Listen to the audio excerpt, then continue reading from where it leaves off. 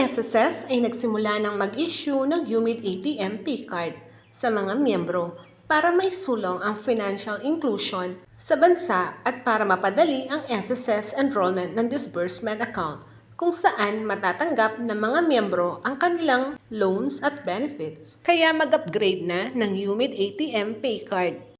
Sino-sino ang mga miyembro ng SSS na pwedeng mag-upgrade ng UMID ATM Pay Card at kung paano i-upgrade sa online? Ating alamin. Pero bago ang lahat, huwag kalimutang mag-subscribe at i-click na rin ang notification bell to stay updated and be informed. Sino-sino nga ba ang pwedeng mag-upgrade ng UMID ATM Pay Card? Ang mga pwedeng mag-apply dito ay ang mga nag-apply ng regular UMID card sa huling 10 taon at nais i-upgrade ito ng UMID ATM Pay Card.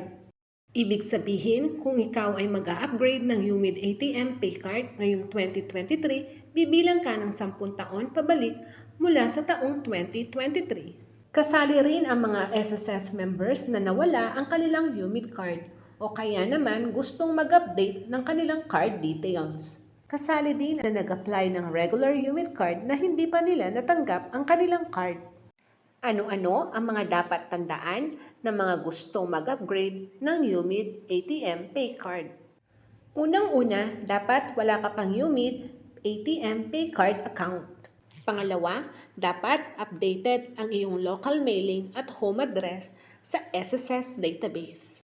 Sa madaling salita, kung ikaw ay nagpalit ng local mailing o kaya naman home address, kailangan updated na ang iyong profile sa SSS database.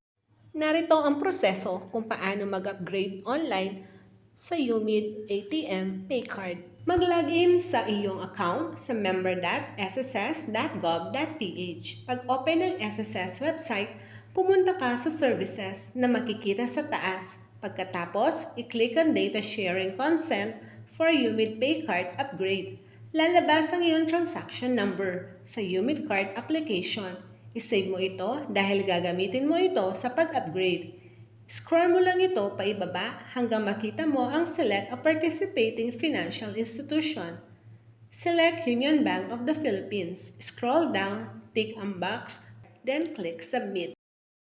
Buksan ang Union Bank website sa pamamagitan ng browser gamit ang address na ito. O kaya naman, i-download ang Union Bank online app gamit ang link na ito.